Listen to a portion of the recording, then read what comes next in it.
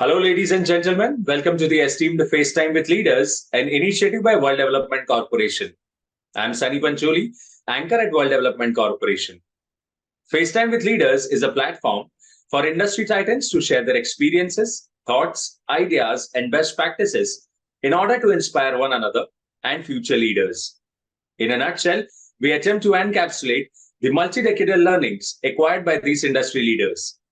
We also hope that by conducting these FaceTime with Leaders interviews, we can bring together a global community of eminent personalities. By bringing together such visionaries on one platform, we hope to play a part in inspiring the lives of other leaders. Great learnings from great leaders undoubtedly assist everyone by identifying, nurturing, and using the trade secrets that are proven success formulas for many. And this is what we aim for with these sessions by making them a gathering of industry stalwarts and a knowledge-sharing community. We have one such industry heavyweight on FaceTime with Leaders with us today, Ms. Nayna Banerjee. With a wealth of experience spanning over 2 decades in the dynamic realm of business-to-business marketing, she is a prominent figure in the corporate landscape. Her illustrious career spans various influential roles, each marked by her ability to drive meaningful change and innovation. Her latest role as SVP and Head of Marketing at Phi Commerce showcases her dynamic leadership in the FinTech sector. Her professionalism is multifaceted with a number of CSR, DEI, and leadership roles she has carried out in her career. Welcome to FaceTime with Leaders. Thank you. Thank you, Sunny. So to begin with, Ms. Banerjee, could you let our viewers know in brief about your career journey so far? Sure.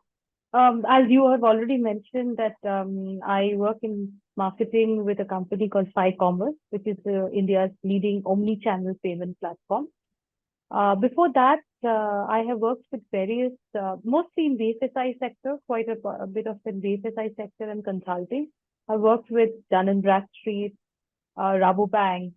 I worked a little bit with manufacturing, though I started my career as a journalist with G News, and then slowly moved into corporate. And then I realized that, communication and marketing are my calling, and, developed my entire career there. Worked in Delhi, Mumbai, now in Pune. So moved around a little bit, and I thoroughly enjoy what I do. Thank you for the excellent start to this interview.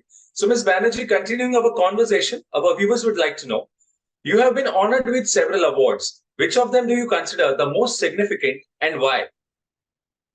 Awards are always very nice because it keeps you going that you are probably going in the right direction, and you're working well, and there's recognition is always welcome and you feel really nice. But I think for me, the best award is the team that I lead. And, every day when I see the happy face of my team and we build that team, I think that is the greatest reward. When I hear from my seniors that the work is done well, and then I have a team who looks up to me, for direction, guidance, and I get learning from them. So I think that is the biggest reward in a career. Amazing. So building on to that, how and when did you develop an interest in corporate governance? So in the year of 2014-15, I was working with Rabobank in India, and we also used to have an NBFC. And there are two things which happened. So CSR norms, CSR came as a regulatory norm in 2013. I was involved in CSR with Rabobank before that, since 2008-9. But 2013 onwards, we need to know the law, and we got involved into understanding that, what the law is asking for, and it became regulated. So that gave me a little bit of insight of what's happening.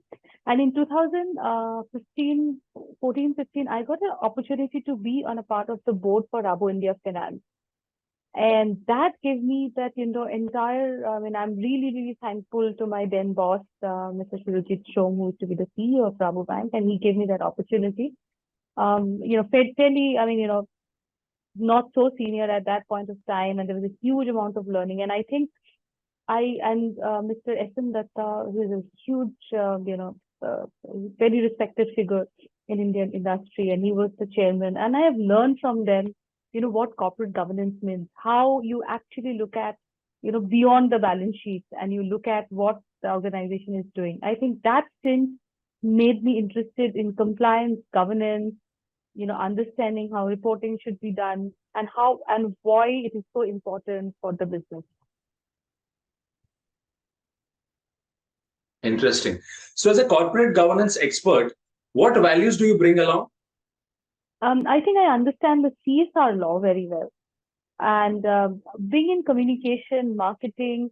So I can read beyond numbers. So, numbers is something which fascinates me. It's not that, because I'm a marketing professional, I don't understand. Obviously, I'm probably not as good as a finance professional in terms of numbers, but I like numbers. Numbers fascinates me, but I can probably read the human story behind the number.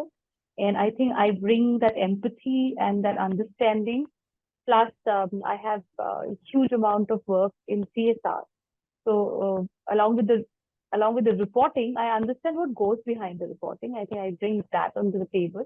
And I've also had I was fortunate to work and lead several diversity inclusion programs in the companies that I work with. So, when the softer skills which is developed for corporate governance, I think I understand those well. And I understand, so along with, the technical things of audit, the report, there is that softer essence that is also required for corporate governance.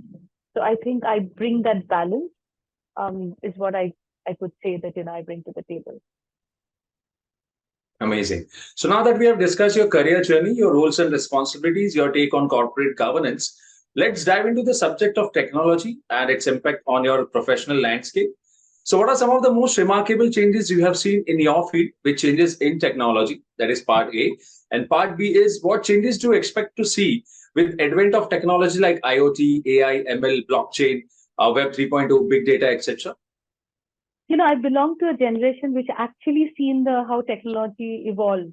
We were in college when computer came into our life, and social media came much, much later. Email came when we started. We were one of the first people who started using Blackberries then. And it used to be you're young and you feel so proud. Oh, I have a Blackberry. It was almost like a social status. But then you see that how technology made it possible that you can work from anywhere. So, I remember in 2007-8, when I had my first child, I had to work from home sometimes, and I was working with Nielsen, and the organization is very, very progressive. And they said, yes, you can. And that's, you understand how technology can make you connect with everybody. And I think with COVID coming in, we all understood, technology, anything, anywhere is possible. And I work with in a fintech sector now, so where everything is technology and where whatever you're doing, and life has become so convenient with all the kind modes of payments that we are doing. None of us are carrying cash, and I think we were doing some interaction with our people in office the other day, and everybody was like, we were just saying that, what is the last mode of payment have you done? And you won't believe me that we spoke to, I think, 25, 30 people in office, and none of them have done any kind of cash transaction in 72 hours. So that is how, technology is taking us ahead. In terms of my core field, I think technology, AI has invented in a very big way. If you say writing, figuring out a video, figuring out a message, sending out an email. But I have a feeling that AI technology gives you a lot of time because it helps you in your research, in, doing the base work. But I think, and that is great. And then if you do the human intervention and do that at the top of that technology, you can bring great results. So I think it's a very win-win and a great thing that we are planning to do. And I'm really excited. And as I said, the journey where this computers came into the corporate world to what we are doing at this point of time, I see, the younger generation, how easily technology is binding in our life. And I'm very lucky to be in this space at this time that, there's every day there's a new learning. Absolutely.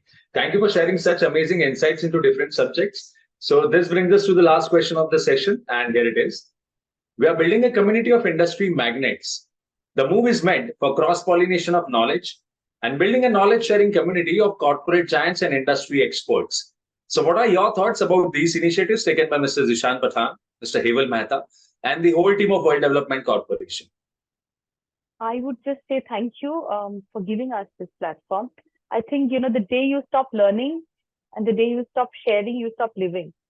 And you have a platform like this where you interact with various people, you learn new things, because I feel like corporate governance, there's a lot of changes every day. There's laws. And when everybody is in their day-to-day work, sometimes you are not keeping abreast with that constantly. But I think because you guys are there, our knowledge and our understanding is much, much better. And we're constantly hearing from people. So I would just say that this is an amazing platform that you are creating. And I can just wish it grows, and best of luck. Great. It was fantastic conversing with you, and I'm confident that your insights will inspire future leaders. Thank you, Ms. Banerjee, for joining us today. Wish you the best for your future endeavors. Moreover, trust that this initiative by Directors Institute has unquestionably expanded the participants' understanding and enriched their minds. Thank you so much, Sunny. Thank you. Have a nice day. Same to you.